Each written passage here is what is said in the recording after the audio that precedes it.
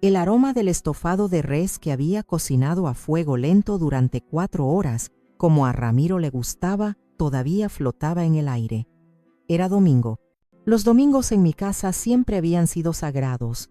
Un pequeño ritual de manteles limpios, el sonido de las noticias en la radio a bajo volumen y el tintineo de los cubiertos sobre los platos de loza que heredé de mi madre. Pero desde que Ramiro se fue, el silencio en la mesa era un comensal más, uno pesado y torpe que se sentaba entre mi hijo, Mateo, y yo. Hoy, sin embargo, el silencio era diferente.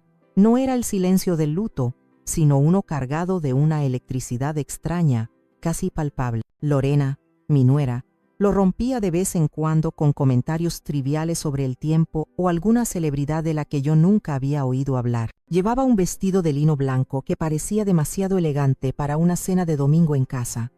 Mateo, por su parte, no había levantado la vista de su plato. Empujaba un trozo de zanahoria de un lado a otro con el tenedor, como si estuviera librando una batalla silenciosa contra la comida. Yo había preparado flan, el postre favorito de Mateo desde que era un niño. Mientras servía una porción generosa en su cuenco, noté cómo Lorena me observaba. No era una mirada amable, era una mirada analítica, fría, como la de un tasador evaluando un mueble viejo. «Altagracia», dijo de repente, y el tono de su voz, falsamente dulce, me hizo detenerme con la cuchara a medio camino. Mateo y yo hemos estado hablando. Dejé la cuchara en el plato de flan. El caramelo dorado tembló ligeramente. Mateo carraspeó, pero siguió sin mirarme. «Hemos tomado una decisión importante», continuó Lorena, colocando sus manos perfectamente cuidadas sobre la mesa. Sus uñas, pintadas de un rojo intenso, parecían pequeñas gotas de sangre sobre el mantel blanco. «Por temas de gestión, ya sabes, y para facilitar un crédito que queremos pedir para un negocio, hemos decidido poner la casa a nombre de mi mamá, Doris». El mundo se detuvo. El zumbido de la nevera en la cocina, el lejano ladrido del perro del vecino, todo se desvaneció. Solo podía escuchar un pitido agudo en mis oídos. La miré, esperando ver algún indicio de broma en su rostro, pero sus ojos oscuros me devolvían una mirada seria, casi desafiante. Me giré hacia Mateo, buscando desesperadamente su mirada, una negación, una explicación. Finalmente, levantó la cabeza. Sus ojos, los mismos ojos color miel de su padre, estaban llenos de una evasión que me partió el alma. «Es solo un trámite, mamá», murmuró, y su voz sonó lejana, como si viniera del otro lado de una pared gruesa, «para agilizar las cosas». «¿Agilizar? ¿Las cosas?», repetí, y mi propia voz me sonó extraña, frágil. «Sí», intervino Lorena rápidamente con una sonrisa condescendiente. «Tú no te preocupes por nada, todo seguirá igual, es solo papeleo, papeleo». Llamaban papeleo a 40 años de mi vida, llamaban trámite a las paredes que Ramiro y yo levantamos con nuestras propias manos, al suelo que pulimos de rodillas, a la ventana de la cocina desde donde vi a Mateo dar sus primeros pasos. Un frío helado comenzó a subir por mi espalda, instalándose en mi nuca. La cuchara que sostenía se sentía como un trozo de hielo en mi mano. El flan, el postre que había hecho con tanto amor para mi hijo, de repente me pareció un manjar amargo y repugnante. Asentí lentamente, porque no sabía qué más hacer, porque en ese momento, una parte de mí se negó a creer lo que estaba escuchando. Tenía que ser una pesadilla de la que pronto despertaría. La pesadilla, sin embargo, no había comenzado esa noche. Había comenzado meses atrás, en el día más gris de mi vida, el día del funeral de Ramiro. El dolor era una niebla densa que me envolvía, distorsionando los sonidos y los colores. Recuerdo el murmullo de las condolencias, las manos sobre mi hombro, los rostros compungidos que se desdibujaban ante mis ojos llenos de lágrimas. En medio de esa niebla, la voz de Mateo fue mi único ancla. «No puedes quedarte sola, mamá», me dijo esa tarde, mientras recogíamos las coronas de flores marchitas. Su abrazo se sentía genuino, su preocupación, real. «La casa es demasiado grande, demasiados recuerdos. Vente a la ciudad, a vivir con nosotros». La idea me horrorizó. Dejar mi casa, mi pueblo, mi jardín, el lugar donde cada rincón susurraba el nombre de Ramiro, era impensable. Era como pedirle a un árbol viejo que arrancara sus propias raíces. No, hijo, mi lugar está aquí, le respondí con la poca firmeza que me quedaba. Durante semanas, Mateo y Lorena insistieron, llamaban todos los días. Piénsalo, mamá, allá estarás sola, acá podemos cuidarte. Vende la casa, con ese dinero puedes vivir como una reina sin preocupaciones. Cada llamada era una pequeña punzada en mi corazón ya herido.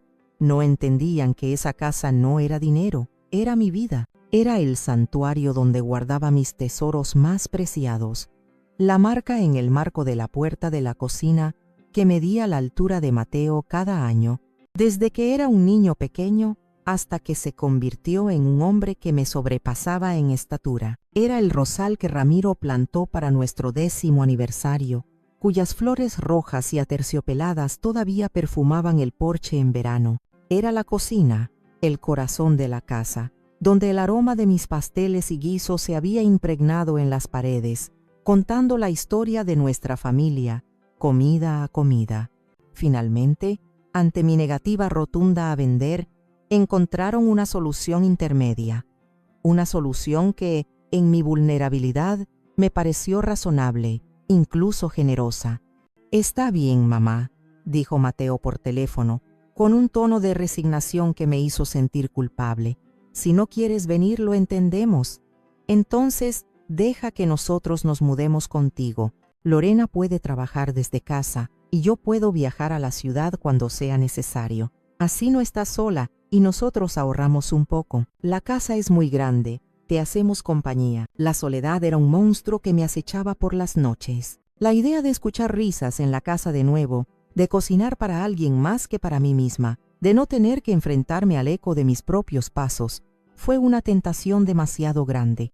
En mi dolor, vi su oferta como un acto de amor, un salvavidas lanzado a una mujer que se ahogaba en la pena. «Está bien, hijo», acepté, y un suspiro de alivio escapó de mis labios. «Vengan, hay espacio de sobra». No sabía, en ese momento, que no les estaba abriendo la puerta de mi casa. Les estaba abriendo la puerta de mi vida, y ellos no venían como invitados, sino como conquistadores. No venían a hacerme compañía, venían a ocupar un territorio. Y yo, cegada por el amor de madre y la niebla del duelo, no vi las banderas que traían escondidas.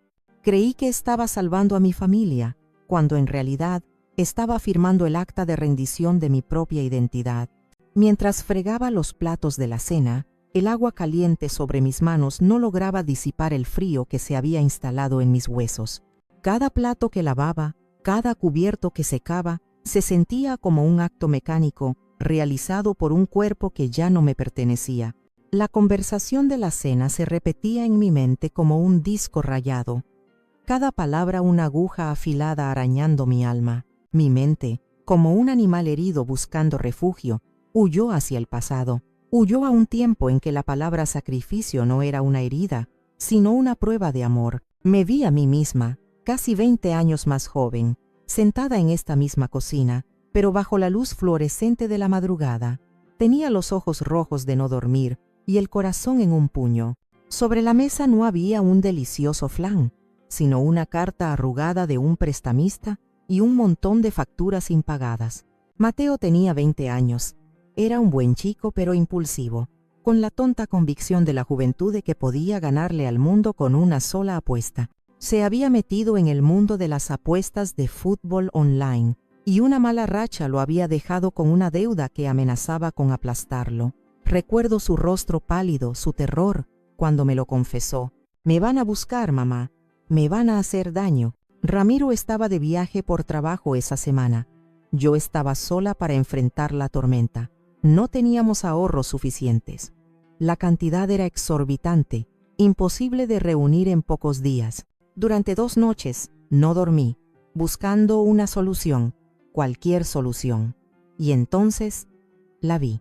En el fondo de mi joyero, envuelta en un paño de terciopelo azul, descansaba la única joya de verdadero valor que poseía, el collar de perlas de mi madre. 3 hilos de perlas perfectas, luminosas, que mi padre le había regalado en su boda. Mi madre me lo había dado a mí en la mía, con una advertencia solemne. Esto es para la esposa de tu hijo Altagracia. Es la tradición de nuestra familia. Yo había soñado con el día en que colocaría ese collar en el cuello de la mujer que Mateo eligiera, continuando el legado. Pero esa noche, el futuro de mi hijo pesaba más que cualquier tradición. Al amanecer, sin decirle nada a nadie, fui a la única joyería de empeños del pueblo vecino.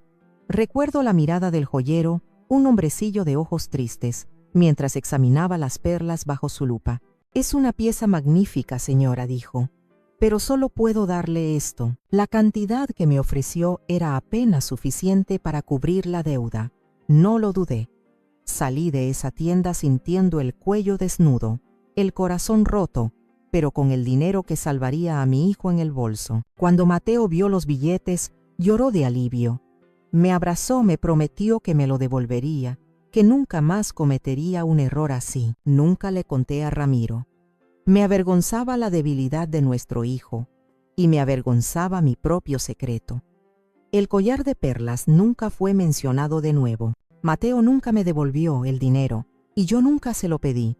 Para mí, era un sacrificio hecho por amor, un capítulo cerrado, pero ahora, mientras el agua sucia se arremolinaba en el fregadero, ese recuerdo volvía con una claridad dolorosa. El sacrificio que yo había considerado un acto de amor incondicional, para él aparentemente, no había sido más que un simple trámite, un problema resuelto que se olvidó tan pronto como el peligro pasó. Había vendido el legado de mi madre para salvar su futuro, y ahora él estaba vendiendo el legado de su padre para construir el suyo propio sobre mis ruinas. La ironía era tan cruel, tan afilada, que sentí que me cortaba la respiración.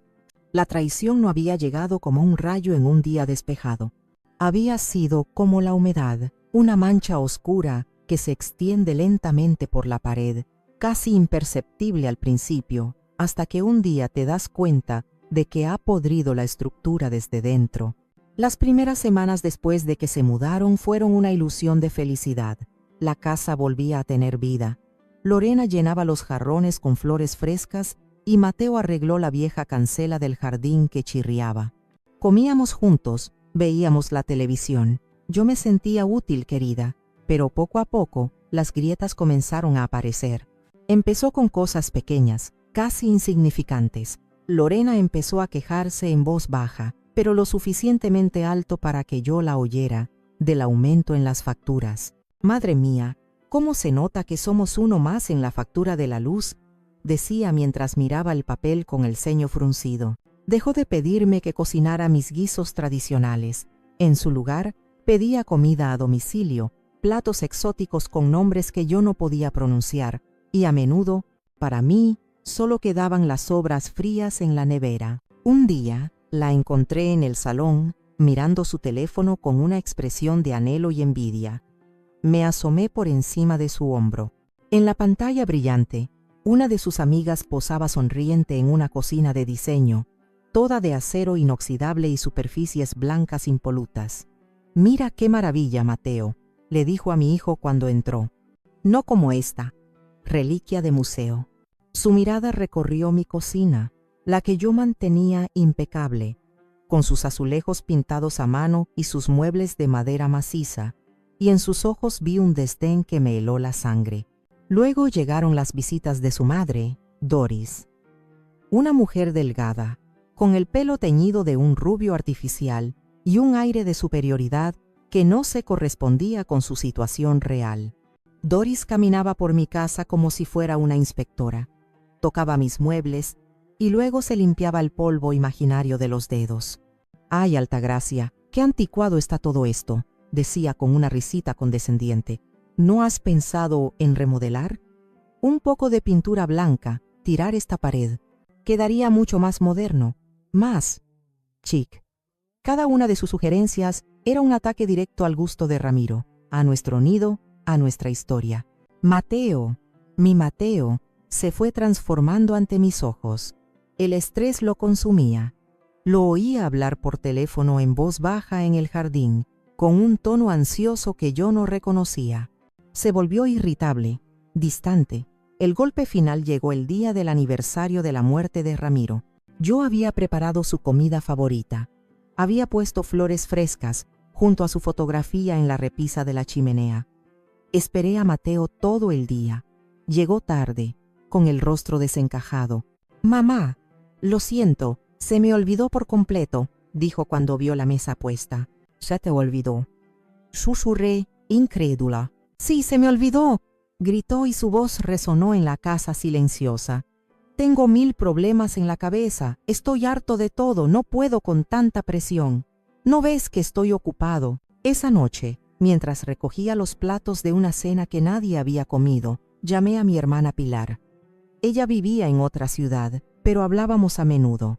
Le conté todo, mi voz quebrada por el llanto contenido. La respuesta de Pilar fue como una bofetada de agua fría, dura pero necesaria. «Altagracia, por el amor de Dios, ¿estás ciega?», me dijo. Su voz sin una pizca de compasión, solo una ira protectora. «Abre los ojos, ese hijo tuyo, al que siempre has defendido, te está dejando de lado. Y su mujer, esa arpía, te está comiendo el terreno. Te están tratando como a una arrimada, como a un mueble viejo en tu propia casa. Reacciona, hermana, o te van a devorar viva». Colgué el teléfono temblando. Las palabras de Pilar eran crueles, pero eran la verdad. Una verdad que yo me había negado a ver, escondiéndola bajo capas de amor maternal y la esperanza de que las cosas mejorarían. Pero no mejorarían. La humedad ya había calado hondo. La estructura estaba podrida, y yo estaba a punto de derrumbarme con ella. El papeleo que Lorena había mencionado con tanta ligereza se materializó en una serie de cambios que barrieron mi hogar como un viento huracanado. La sutileza desapareció, reemplazada por una audacia que me dejaba sin aliento día tras día. Lorena ya no sugería, ordenaba, ya no criticaba en voz baja, declaraba sus intenciones con la seguridad de una reina tomando posesión de su nuevo reino. Una mañana me despertó el ruido de un camión en la entrada. Al asomarme por la ventana, vi a 2 hombres descargando botes de pintura y rodillos. Lorena estaba en el jardín, gesticulando y dando instrucciones. «Sorpresa», me dijo cuando bajé, con una sonrisa que no le llegaba a los ojos. «Vamos a darle un aire nuevo a la casa». No me preguntó mi opinión, no me consultó la paleta de colores. Durante una semana, mi casa fue un caos de plásticos, olor a disolvente y el sonido constante de la radio de los pintores. El color crema de las paredes del salón, un color cálido que habíamos elegido Ramiro y yo porque nos recordaba a la luz del atardecer, fue cubierto por un gris frío, impersonal, que parecía sacado de la sala de espera de un hospital. El golpe más duro fue el sillón. El viejo sillón de cuero de Ramiro. Estaba gastado, sí, con grietas en los reposabrazos y la marca de su cabeza hundida en el respaldo. Pero era su trono, el lugar donde leía el periódico cada mañana, donde se quedaba dormido viendo el fútbol, donde me abrazaba cuando yo tenía un mal día. Para mí, ese sillón no era un objeto, era la presencia tangible de mi esposo. Una tarde, llegué de hacer la compra y el sillón no estaba. En su lugar, había un sofá modular de un tejido sintético y áspero, también de color gris. ¿Y el sillón de Ramiro?, pregunté, sintiendo un nudo de pánico en la garganta. Lorena ni siquiera se giró para mirarme. Estaba desempaquetando unos cojines con estampados geométricos. «Ah, eso. Lo saqué a la calle para que se lo llevara el camión de los trastos viejos», dijo con indiferencia. Era un cacharro horrible. Suegra, estaba afeando toda la decoración nueva. Me quedé paralizada en medio del salón. Sentí como si me hubieran arrancado un órgano vital sin anestesia. No era solo un sillón. Habían tirado a la basura un pedazo de mi historia, un fragmento del alma de mi marido, y lo habían hecho sin el menor atisbo de remordimiento. Mi pequeño taller de costura, el rincón donde yo me refugiaba entre telas e hilos, fue el siguiente en caer. Lorena decidió que necesitaba una oficina en casa. Un día, encontré mis cajas de patrones, mis telas y mi vieja máquina de coser Singer apiladas en un rincón del garaje, cubiertas de polvo. En su lugar, había un escritorio de metal blanco y una silla ergonómica. «Hay que modernizar este lugar», Suegra, me dijo cuando vio mi cara de desolación, le estoy dando un toque de clase, de profesionalidad. Ya nadie cose en casa. Cada día era una nueva batalla perdida, una nueva rendición silenciosa. Me sentía como una extraña en mi propio laberinto, una fantasma que deambulaba por habitaciones que ya no reconocía. Estaban borrando sistemáticamente cada huella de mi pasado, cada vestigio de la vida que había construido con Ramiro. No estaban remodelando una casa, estaban demoliendo mi identidad, ladrillo a ladrillo. El insomnio se había convertido en mi compañero nocturno. Daba vueltas en la cama, escuchando los crujidos de una casa que ya no sentía como mía. Una noche, un dolor agudo en la espalda baja me obligó a levantarme. Recordé que guardaba un ungüento de árnica en el botiquín de la cocina.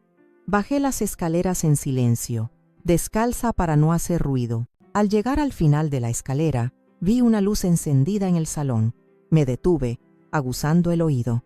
Eran sus voces: Mateo, Lorena y, para mi sorpresa, Doris. Su coche no estaba aparcado fuera, debía de haberlo dejado en la calle de atrás. Hablaban en susurros, pero en el silencio de la noche, sus palabras llegaban a mí claras y afiladas como fragmentos de cristal. «Tienes que hablar con ella sobre el asilo de una vez por todas, Mateo», decía Lorena, su voz un siseo impaciente. «Ya encontré uno perfecto en las afueras. Se llama Villa Serenidad. Tiene jardines, actividades. Estará mejor allí. Y nosotros necesitamos nuestro espacio, nuestra privacidad». «No sé, Lorena». La voz de Mateo sonaba cansada, derrotada. «Se siente, no sé, se siente mal. Es mi madre». Fue entonces cuando la voz chillona de Doris intervino, llena de un veneno que me heló la sangre. «¿Mal para quién, hijo? Por favor. Esa mujer ya vivió su vida. Y la vivió bien. Ahora les toca a ustedes. Tienen que pensar en su futuro, en sus hijos cuando los tengan». Además, hizo una pausa dramática. Junto con la situación actual de Mateo, no pueden permitirse el lujo de mantenerla. Un silencio. Luego, la voz de Lorena, más suave pero aún más letal. «Mi madre tiene razón, cariño. Es un lastre financiero y emocional. No podemos empezar nuestro proyecto. No podemos avanzar con ella aquí». Sentí que el suelo desaparecía bajo mis pies. Me apoyé contra la pared para no caerme. La situación actual de Mateo, un lastre financiero, las piezas del rompecabezas encajaron de golpe, formando una imagen monstruosa. El estrés de mi hijo, su irritabilidad, sus llamadas secretas, no eran por el trabajo, eran por la falta de él. Me quedé allí, oculta en la oscuridad del pasillo, mientras ellos seguían tejiendo su red. «Le presentaremos el folleto mañana», dijo Lorena, ya en un tono más práctico, como una ejecutiva planeando una estrategia de mercado. «Le diremos que es por su bien, que allí estará más cuidada, que es una decisión tomada por amor». «Amor», repitió Mateo, y su voz era un eco hueco. «Sí, amor», afirmó Doris con rotundidad. «El amor de un hijo que quiere lo mejor para su madre, y lo mejor para ella y para ustedes es que esté en un lugar donde profesionales puedan atenderla. Ella ya no está para estos trotes». No pude escuchar más. Retrocedí lentamente, paso a paso, olvidando el dolor de mi espalda, olvidando el ungüento. Mi único dolor ahora era uno mucho más profundo, uno que ninguna pomada podría aliviar. Era el dolor de la traición absoluta. Al llegar a mi cuarto, no encendí la luz. Me senté en el borde de la cama, en la oscuridad, y la verdad me golpeó con la fuerza de un puño. Esto no era una serie de torpes faltas de respeto. No era la ambición de una nuera malcriada. Era un plan fríamente calculado para despojarme de mi casa, de mi dignidad, y encerrarme para que no estorbara. Y mi hijo, mi único hijo, el niño al que le había dado la vida, el joven por el que había vendido las perlas de mi madre, era cómplice. No solo cómplice, era una pieza clave en el tablero. Su debilidad, su cobardía, su desempleo secreto, todo era el combustible que alimentaba la máquina de la ambición de Lorena. En esa habitación oscura, algo dentro de mí se rompió para siempre. La madre amorosa y comprensiva la mujer que siempre buscaba excusas para su hijo, murió esa noche. Y de sus cenizas, muy lentamente, comenzó a nacer otra mujer. Una mujer que había perdido todo, excepto una cosa, la certeza de que no iba a rendirse sin luchar. La pena se transformó en una rabia fría y silenciosa. Una rabia que me dio, por primera vez en mucho tiempo, una extraña sensación de claridad. Los días que siguieron a esa noche fueron un infierno silencioso. Me movía por la casa como una autómata, cumpliendo con las rutinas diarias, pero mi mente estaba en otro lugar.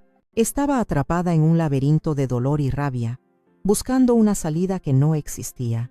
Cada sonrisa de Lorena era una burla, cada palabra amable de Mateo, una mentira. Me presentaron el folleto de Villa Serenidad con una actuación digna de un Oscar. Hablaron de los jardines, de las clases de yoga para la tercera edad, de la atención médica 24 horas.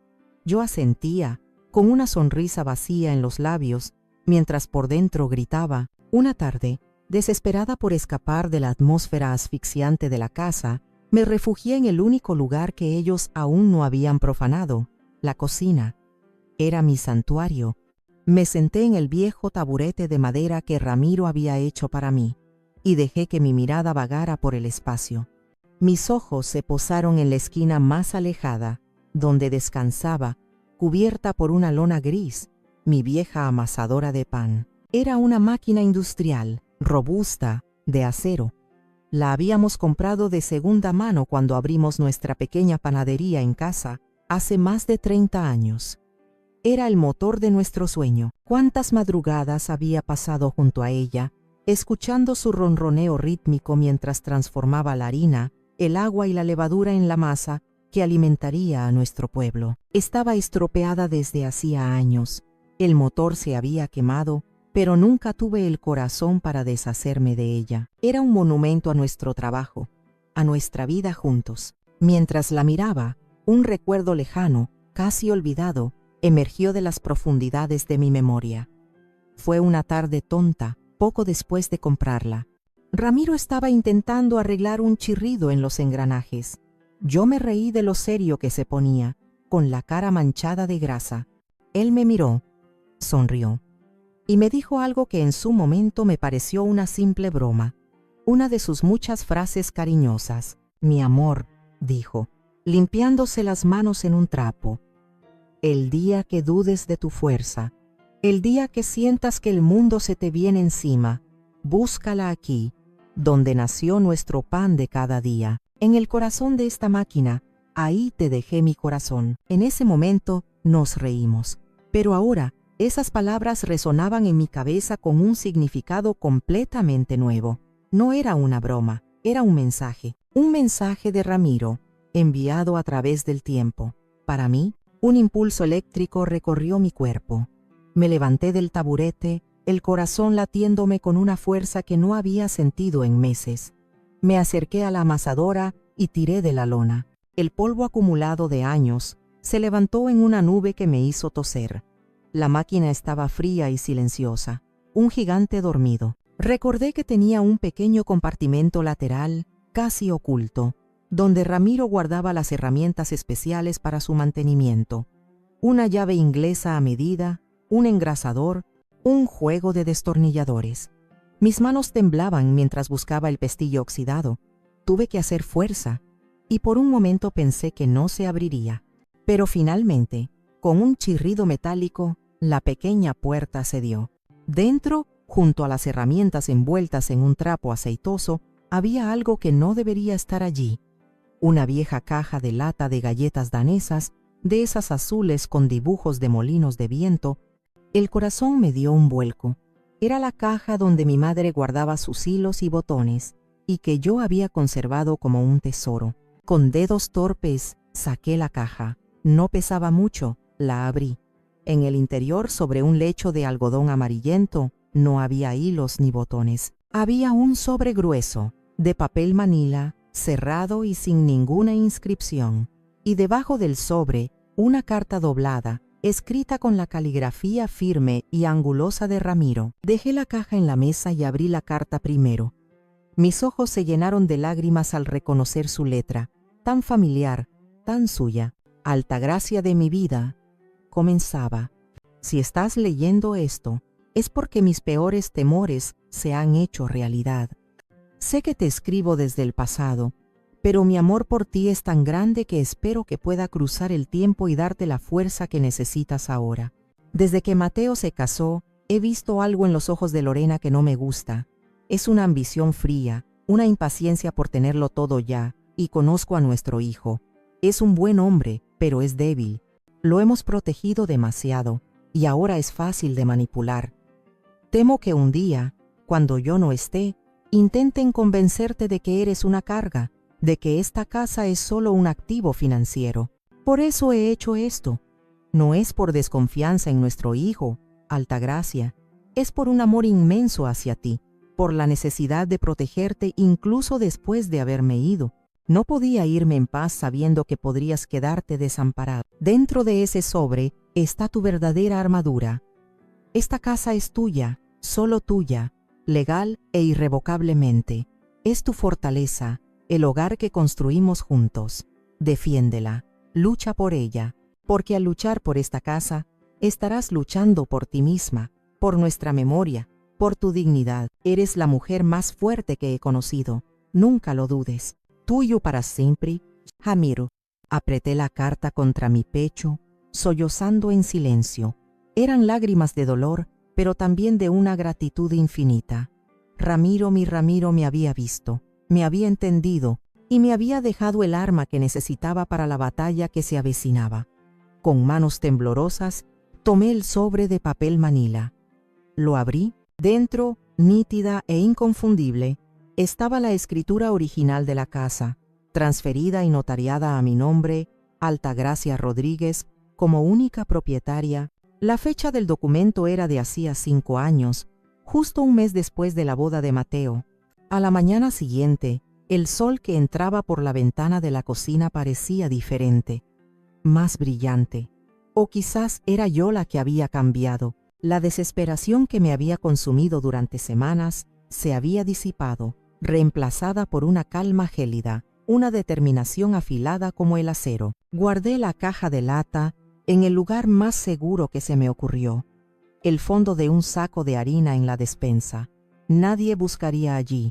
Mi primera llamada fue al licenciado Morales, el viejo abogado de Ramiro, un hombre recto y amigo de la familia. Le pedí una cita urgente, sin dar detalles por teléfono. Esa misma tarde, estaba sentada en su despacho, un lugar que olía a papel viejo y a justicia. Le conté toda la historia, desde la invitación engañosa hasta la conversación que había escuchado a escondidas. Finalmente, con un gesto casi ceremonial, puse la escritura y la carta de Ramiro sobre su escritorio de caoba. El licenciado Morales se puso sus gafas de leer y examinó los documentos en silencio. Leyó la carta de Ramiro 2 veces. Cuando levantó la vista, sus ojos, normalmente serios, tenían un brillo de emoción y de ira contenida. Ramiro era un hombre sabio, dijo, su voz grave y pausada. Y te quería más de lo que las palabras pueden expresar, Altagracia. Luego, su tono se volvió profesional. Este documento es inexpugnable. Está perfectamente registrado. Cualquier transferencia de la propiedad hecha sin tu consentimiento explícito es un fraude, un delito. La palabra fraude resonó en el despacho. Le dio un nombre legal y feo a lo que mi hijo y mi nuera estaban haciendo. ¿Qué debo hacer, licenciado?, pregunté. Legalmente, podrías denunciarlos ahora mismo, respondió. Pero conozco a esta familia. Sé que no quieres una guerra pública. Quieres justicia, no venganza. Asentí. Entonces, continuó, inclinándose sobre la mesa. Debemos esperar a que ellos hagan el siguiente movimiento. Debemos dejar que se confíen, que pongan todas sus cartas sobre la mesa. Y cuando lo hagan, nosotros jugaremos la nuestra, la única que importa. Salí de ese despacho sintiéndome otra mujer. Ya no era la víctima temblorosa. Ahora tenía un plan, tenía la ley de mi parte y tenía el amor de Ramiro como escudo. Los días siguientes, interpreté el mejor papel de mi vida. Me convertí en la personificación de la derrota. Adopté una actitud de sumisión y tristeza resignada. Dejé de discutir. Cuando Lorena hablaba de los maravillosos jardines de Villa Serenidad, yo asentía con una sonrisa melancólica. Cuando Mateo me decía que era por mi bien, yo le ponía una mano en el brazo y le decía con voz quebrada: «Lo sé, hijo. Sé que quieres lo mejor para mí». Mi aparente rendición los envalentonó. Se volvieron aún más arrogantes, más seguros de su victoria. Dejaron de susurrar. Hablaban abiertamente de sus planes frente a mí, como si yo fuera un mueble, sorda y muda. Escuché cómo planeaban vender la casa rápidamente, cómo usarían el dinero para la entrada de un piso de lujo en la ciudad y para financiar el innovador negocio de Lorena, una tienda online de ropa para perros. Yo escuchaba, asentía, y por dentro mi calma se endurecía. Estaba tejiendo mi propia red, una red de silencio y paciencia. Estaba dejando que se adentraran más y más en su propia trampa. La tormenta se acercaba, y yo, por primera vez, me sentía preparada para esperarla en el ojo del huracán. El día del juicio final llegó disfrazado de reunión familiar. Lorena lo organizó todo con una eficiencia teatral. Convocó a todos para el sábado por la tarde. Incluso insistió en que su madre, Doris, estuviera presente para darte apoyo moral. «Suegra», me dijo con una dulzura empalagosa. El objetivo, según ella, era formalizar los siguientes pasos de una manera armoniosa y llena de amor. Me vestí con un cuidado especial esa tarde. Elegí un vestido sencillo, de color azul marino, el favorito de Ramiro. Me recogí el pelo en un moño bajo y me puse los pequeños pendientes de perlas que él me había regalado para nuestro último aniversario. No quería parecer una víctima. Quería parecer la mujer que era, la esposa de Ramiro Núñez. Cuando bajé al salón, el escenario estaba montado. Lorena había preparado una bandeja con galletas y limonada. Doris estaba sentada en el sofá nuevo como si fuera un trono, examinando la habitación con aire de propietaria. Mateo caminaba de un lado a otro, nervioso, con una carpeta llena de papeles bajo el brazo. Me senté en el viejo sillón de mimbre que había logrado rescatar del garaje, el único mueble que todavía sentía como mío. Esperé en silencio. «Bueno, ya que estamos todos», comenzó Lorena con una sonrisa brillante. «Creo que podemos empezar».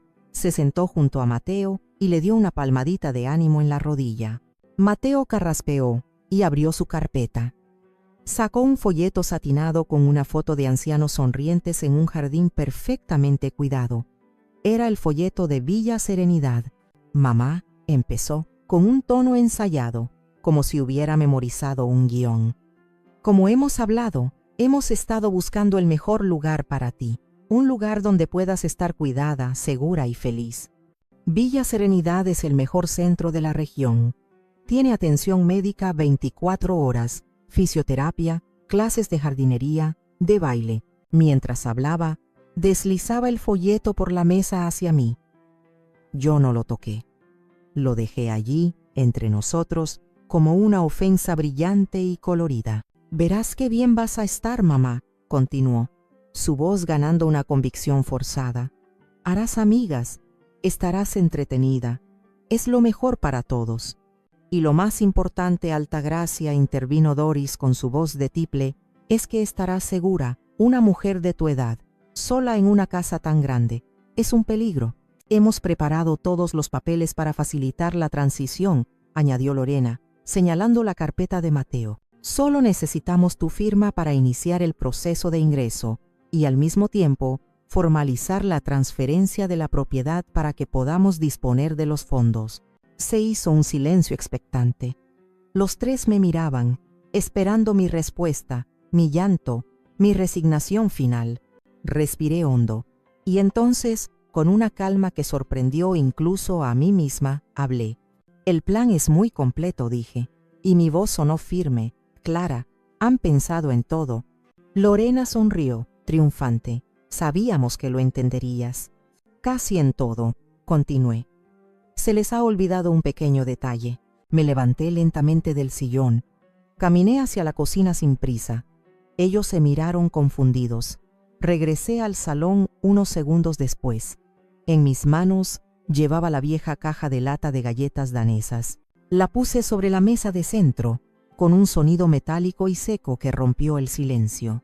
Las 3 pares de ojos se clavaron en la caja, como si fuera un objeto extraño, venido de otro planeta. «¿Qué es eso?», preguntó Lorena con el ceño fruncido. No respondí. Levanté la tapa de la caja.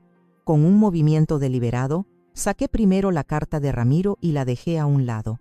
Luego, saqué la escritura, la desdoblé con cuidado y la alicé sobre la mesa, justo al lado de su brillante folleto. «Mateo», dije, mi voz suave pero inquebrantable. «Hijo, por favor, lee el nombre del propietario en este documento». Mateo se inclinó, sus ojos recorriendo el papel.